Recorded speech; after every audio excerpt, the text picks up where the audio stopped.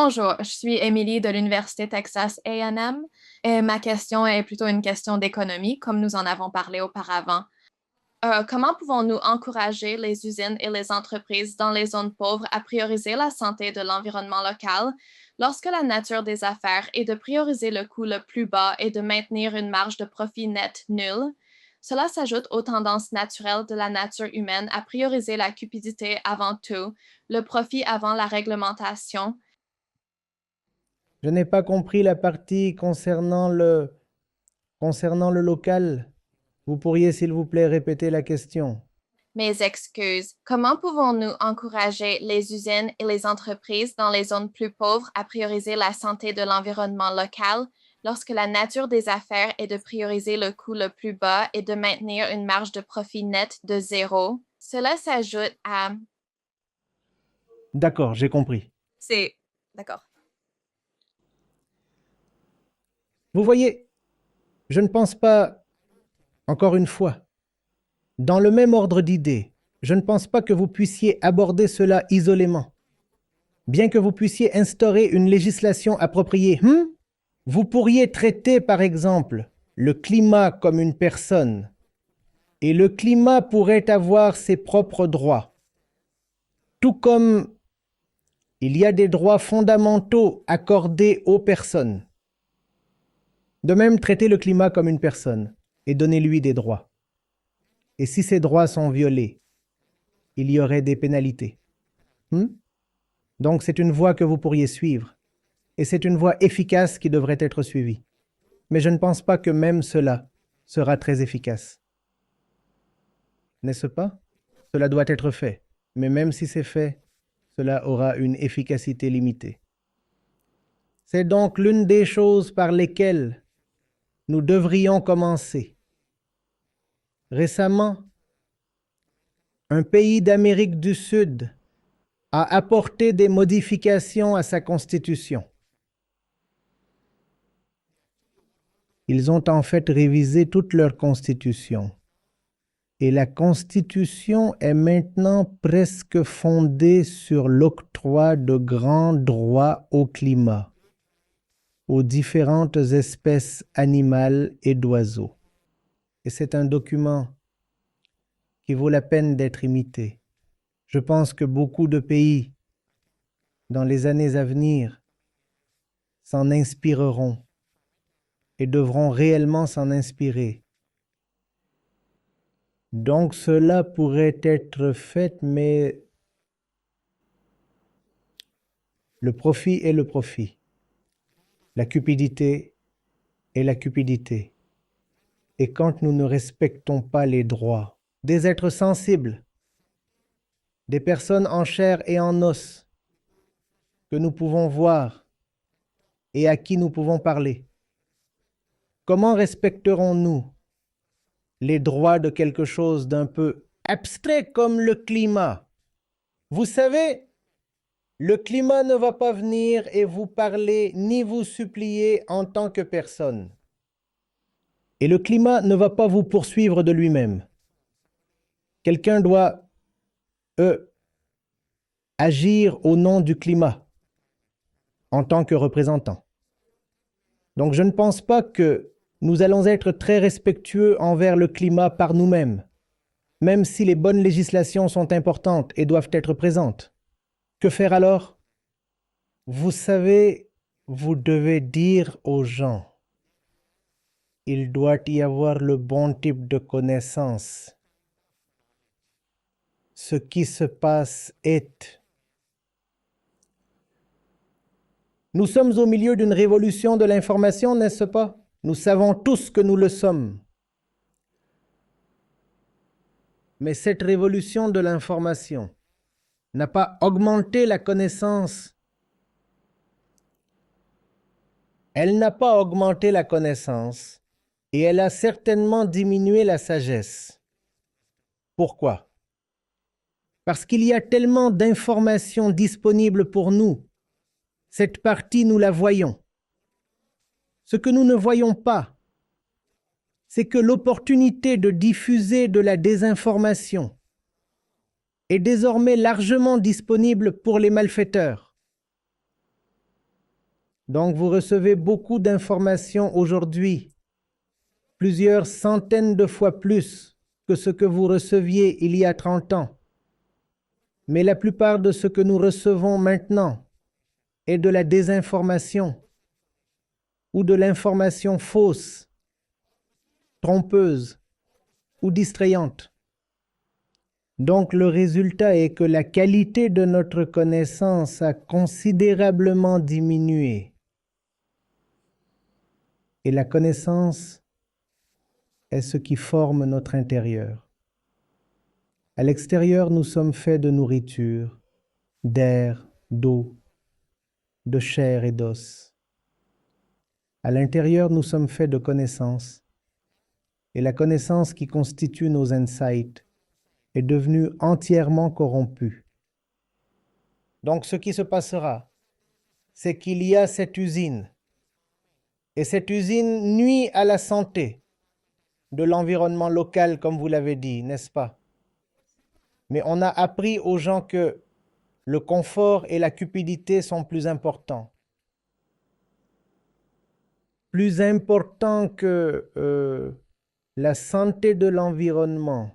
Cela doit changer.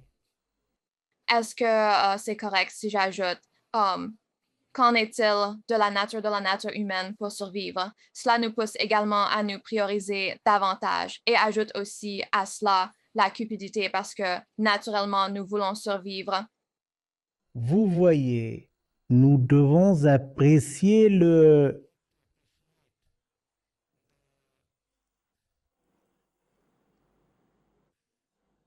la nature de la bête en nous plus clairement. Il y a eu cette pandémie de Covid et les gens savaient que s'ils se comportaient de certaines manières, ils pourraient même mourir. Se sont-ils quand même comportés rationnellement? La crise climatique ne vous menace même pas autant.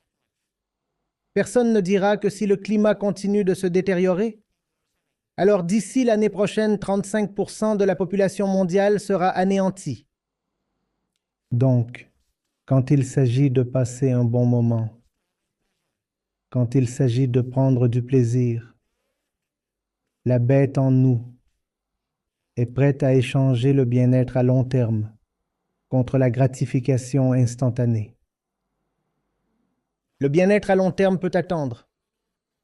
Après tout, nous ne savons pas si nous serons là à long terme. Et quelqu'un a dit qu'à long terme, nous sommes tous morts de toute façon. Oui. Alors pourquoi ne pas passer un bon moment tant que ça dure? Voilà comment Ah, s'il vous plaît. Oui, vous avez également mentionné que comment avec l'état de la peau, si cela ne vous affecte pas directement. Nous ne le verrons probablement pas et je pense que c'est aussi ce que vous essayez d'inférer avec une crise climatique que nous ne pouvons pas vraiment voir directement. Donc, il est plus facile pour nous de l'ignorer et de le mettre de côté. Alors laissez-moi ajouter, plutôt, laissez-moi vous demander, qu'est-ce que nous pouvons voir directement? Vous ne pouvez pas, par exemple, voir en ce moment la concentration de dioxyde de carbone dans l'air augmenter. Nous ne pouvons pas voir cela. Nous n'avons même pas réellement les instruments pour le mesurer. Un homme ordinaire n'a pas cela. Mais qu'est-ce que c'est que nous pouvons voir empirer au quotidien? Et nous nous inquiétons aussi de ce que c'est. Les températures en hausse avec cette vague de chaleur actuelle qui se passe en ce moment et puis aussi dans le passé, nous avons également eu une tempête de neige dans cette région. Donc, nous pouvons également voir les problèmes se dérouler. Vous voyez, l'inverse est aussi parfois évident. Il existe des endroits sur la planète où les hivers deviennent plus rigoureux. Et j'ai vu des gens qui, lorsque les hivers sont plus rudes, disent « Oh !» Et ensuite, il y a des personnes qui parlent de réchauffement climatique. Où est le réchauffement? Tout ce que je ressens, c'est le froid. Donc vous voyez, ces fluctuations de température ne sont pas si extrêmes ou si évidentes qu'elles en deviennent indéniables. Lorsque nous voulons rester dans le faux, lorsque nous voulons nous tromper nous-mêmes, nous trouvons suffisamment de preuves pour rester dans cette illusion. La preuve du réchauffement climatique ou du changement climatique n'est toujours pas irréfutable pour ceux qui sont résolus à les nier. Nous savons très bien qu'il existe une vaste communauté de négationnistes du climat qui continuent d'affirmer que tout ce réchauffement climatique anthropologique est un canular. Cela n'existe pas du tout. Qu'est-ce que cela signifie? Je veux dire, cela signifie que l'homme ordinaire a encore beaucoup d'endroits où se réfugier. La vérité n'est toujours pas très ouvertement exposée. Ceux qui veulent la refuser continuent de le faire et seront probablement capables de le faire pendant encore, je dirais, 5 ou 8 ans au moins. Alors ma question, laissez-moi prendre ça. Oui. Je vous ai demandé qu'est-ce que c'est cependant qu'aucune personne en un sens ne peut refuser. Il ne peut ni le refuser, ni faire semblant de s'en désintéresser. Qu'est-ce que c'est? Le fait que nos vies sont en désordre. Il n'y a personne qui ne veuille pas améliorer la qualité de sa vie. Sommes-nous d'accord là-dessus? Chaque personne sur cette planète veut du changement dans sa vie. Et de quoi s'agit-il dans ce changement? Ce changement concerne l'amélioration. Nous voulons une vie meilleure. Qu'est-ce que cela prouve? Nous acceptons. Nous reconnaissons que nos vies, telles qu'elles sont, ont des problèmes. Sinon, pourquoi voudrions-nous changer ou nous améliorer? Non.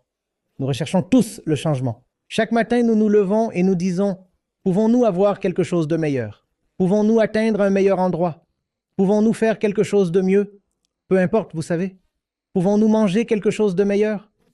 Donc, si nous pouvons montrer cela à la personne et lui faire comprendre qu'il doit être meilleur, que sa vie doit changer, alors je pense que la crise climatique peut également être abordée. Avec l'exemple de l'homme ordinaire, vous donnez le terme réchauffement climatique et d'autres diraient comment cela se réchauffe-t-il alors qu'il fait un froid glacial? Ils ne prennent pas en compte la destruction de la couche d'ozone qui nous protège de la chaleur extrême. Elle nous protège des hivers glaciaux. Elle nous protège de ces extrêmes et ils ne reconnaissent pas ces problèmes qui se produisent en raison de la dégradation de la couche d'ozone. Elle nous protège de ces extrêmes et eux, ils ne parviennent pas à reconnaître ces problèmes qui se produisent en raison de la dégradation de la couche d'ozone. Vous savez que je fais partie de certains groupes WhatsApp des intellectuels, les personnes issues de milieux technologiques, travaillant dans des entreprises tech. Avoir bonne connaissance de la technologie et bonne compétence numérique. Personnes raisonnablement bien informées. Il y a un grand lobby là-bas qui présente des preuves très très logiques, étayées par des données et des statistiques pour prouver que, tout d'abord, le changement climatique n'a pas lieu. Deuxièmement, si cela se produit, cela ne se produit pas en raison de l'activité humaine. C'est simplement quelque chose qui appartient au cycle des événements naturels. Cela continue de se produire tout le temps. Troisièmement, même si cela se produit en raison de l'activité humaine, c'est en réalité bénéfique pour la planète, parce que davantage de dioxyde de carbone signifie davantage de verdure. Et ce ne sont pas des arguments provenant de personnes illettrées ou irréfléchies. Ce sont des arguments provenant de professionnels chevronnés du secteur technologique. Donc, si vous voulez convaincre rationnellement les gens de l'urgence climatique, je crains que vous ne rencontriez pas beaucoup de succès. Je sais qu'il n'y a pas beaucoup de succès parce que nous connaissons les humains. Nous sommes des personnes obstinées. Nous aimons rester dans notre zone de confort, mais pensez à la perspective technologique, par exemple, comme avec les algorithmes qui sont entraînés à donner, à nourrir les gens avec ce qu'ils veulent. Pensez-vous que cela fait également partie du problème de garder les gens enfermés? Je suis désolé, mais j'ai perdu ce mot que vous avez utilisé entre les deux. Oh, les algorithmes? Les algorithmes, d'accord. Oui. Oui. Ah, alors, qu'en est-il des algorithmes? Donc, par exemple, avec les algorithmes comme Instagram, Facebook ou TikTok, elles sont entraînées à garder l'utilisateur engagé, ce qui... Oui. Très, très certainement. Oui, oui, oui. Oui, oui, oui. Donc vous pouvez voir, vous savez, vous utilisez l'IA de la pire façon possible. Oui. Vous, et contesteriez-vous si je dis que, je ne sais pas comment vous l'apprécieriez, mais si cela fait tilt, cela fait tilt. Ce que vous pouvez, Instagram par exemple, c'est beaucoup de changements climatiques. Instagram, c'est beaucoup de changements climatiques. Toute l'émotionnalité que vous voyez dans le discours public général, que ce soit en politique, en économie ou en aide sociale, tout cela est beaucoup de carbone. J'ai déjà dit une fois que toutes nos émotions sont intensives en carbone. Toutes les émotions naturelles, prakritiques, animales que nous avons, elles ne sont rien d'autre qu'un amas de carbone. Voyez ce que vous faites quand vous devenez émotif. Et au moment où vous le voyez, cela devient parfaitement clair. Dans votre moment de forte émotion, quoi que vous fassiez, vous trouverez très étonnamment que tout cela est très intensif en carbone. Donc assurément, je veux dire, la cupidité, si vous la laissez faire, elle consumerait toute cette planète. Et vous savez, c'est ce que j'ai dit, on peut appeler cela l'ère de l'information. Mais le niveau de sagesse est le plus bas que nous ayons eu depuis des siècles. D'abord, Oui. L'information est là, sans aucun doute. Il y a beaucoup d'informations, mais peu de connaissances. Sinon, il ne serait pas possible que des personnes supposément très savantes parlent de la crise climatique, comme d'une imposture. Donc même la connaissance n'est pas là. Et que dire de la sagesse? Elle a complètement chuté.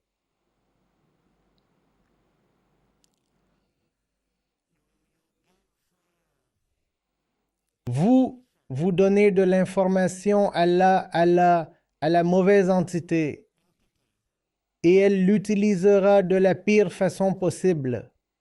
Les algorithmes dont vous avez parlé en sont un très bon exemple. C'est ce que j'affirme constamment. Nous devons nous adresser au centre même de l'être humain.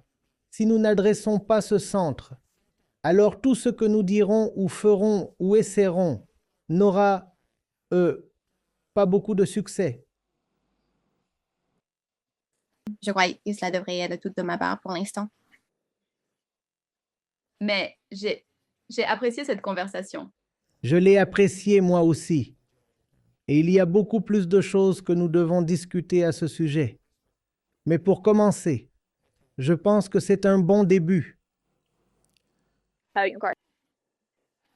Ma prochaine question portait sur la nature humaine de la cupidité et le besoin du cœur humain de vouloir être le meilleur et avoir le meilleur.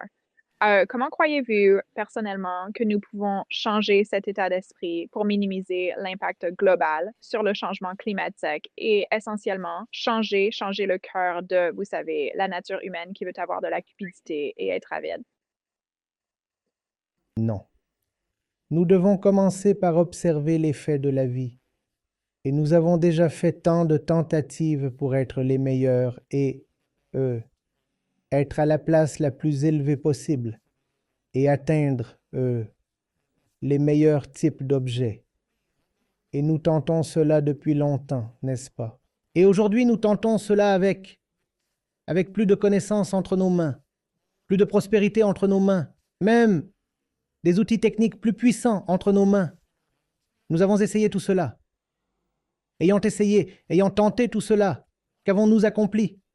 Où en sommes-nous? L'homme ordinaire est-il plus satisfait aujourd'hui?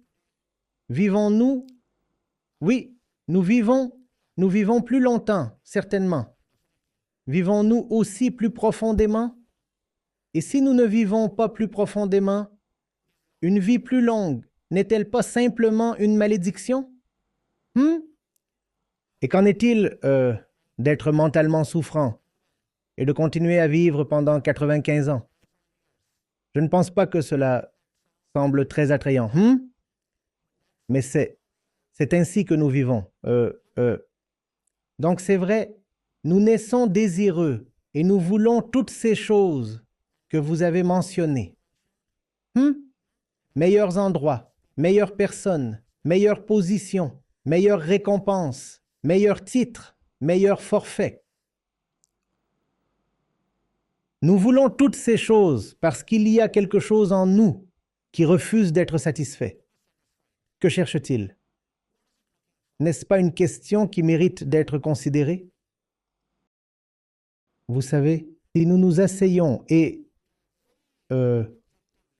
observons très objectivement et de manière détachée notre condition, et que nous avons beaucoup de données à traiter sur lesquelles fonder rationnellement nos conclusions, nous n'avons pas besoin de spéculer sur qui nous sommes et ce que nous faisons. Nous avons déjà fait beaucoup. Et toutes ces données sont disponibles sous forme d'expériences et de souvenirs. Alors nous regardons tout cela. Nous traitons les données. Et ne verrons-nous pas que la manière dont nous avançons ne nous mène simplement nulle part? La voie est très semblable à ce qu'elle était il y a 10 siècles. Nous faisons ce que nos arrière-arrière-grands ancêtres faisaient. Simplement d'une manière amplifiée. Ils n'avaient pas autant de ressources à leur disposition. Nous en avons beaucoup. Donc nous tentons la même chose de manière beaucoup plus grande. Ils n'en ont rien obtenu. Comment en obtiendrions-nous quelque chose? Comme si quelque chose avait fondamentalement changé. Mais oui, le progrès technique et matériel se produira. Et le progrès matériel a sa propre valeur. Donc dans la mesure où cela peut nous satisfaire, nous irons bien. Mais au-delà de cela, tout est nul, zéro. En fait, quand vous avez beaucoup de succès matériel et que vous êtes encore vide intérieurement, je crains que la situation ne soit pire que celle d'une personne même matériellement insuffisante. Parce que la personne matériellement insuffisante a au moins l'espoir illusoire que le jour où elle aura de l'argent, elle sera satisfaite. Mais une fois que vous avez beaucoup d'argent, et nous l'avons dit dans cette même conversation, je crois avoir lu que les États-Unis ont maintenant environ 22 millions de millionnaires. Et les autres pays ne sont pas très en retard. Même l'Inde, en ce qui concerne les millionnaires et les milliardaires, essaie de suivre le rythme des pays les plus riches du monde, alors que le revenu moyen des ménages est presque stagnant. Mais le nombre de personnes très riches explose, même en Inde. Alors, où cela nous mène-t-il? Allons-nous quelque part? Atteignons-nous un endroit où voulons-nous simplement croire aveuglément que notre foi dans la prospérité matérielle sera récompensée? A-t-elle été récompensée jusqu'à présent? La réponse ne peut pas être binaire. La prospérité matérielle a aidé, mais où? Dans quelle dimension? Nous devons examiner cela avec soin. Oui, aujourd'hui nous avons moins de maladies. Nous ne mourrons plus de la polio. Nous ne mourrons pas d'être, vous savez, tués par des prédateurs. Les gens ne meurent plus tellement, après avoir été mordus par des serpents ou pourchassés par des lions. Ces choses n'arrivent plus, n'est-ce pas? Sommes-nous bien tels que nous sommes? Donc, lorsque vous questionnez cette chose, alors le changement descend de lui-même. Quand il y a un silence, alors le flux d'énergie insensé vers des destinations aveugles qui s'écoulent se tempère juste un peu. Quand il y a un silence, alors le flux d'énergie insensé vers des destinations aveugles qui s'écoulent se tempère juste un peu. Nous ne restons pas très enthousiastes envers tous ces endroits, comme nous le sommes habituellement. Et dans cela, Dans cet apaisement de l'excitation, nous trouvons une concentration d'énergie, car cette excitation n'est rien d'autre que la dissipation de notre énergie vitale en 40 lieux inutiles. À 40 endroits inutiles, hein? Lorsque l'excitation et l'énergie se retirent de ces endroits, parce qu'ils sont perçus comme inutiles, alors il y a une concentration d'énergie.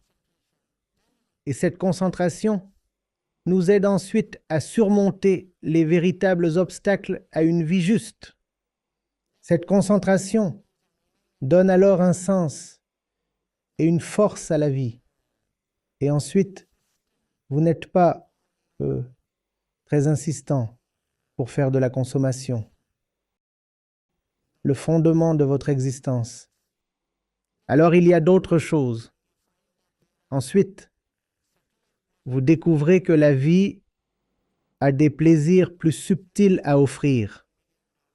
Vous n'avez pas nécessairement besoin d'1 million de dollars à dépenser sur un yacht, dans un centre commercial, dans une bijouterie ou ailleurs, hein?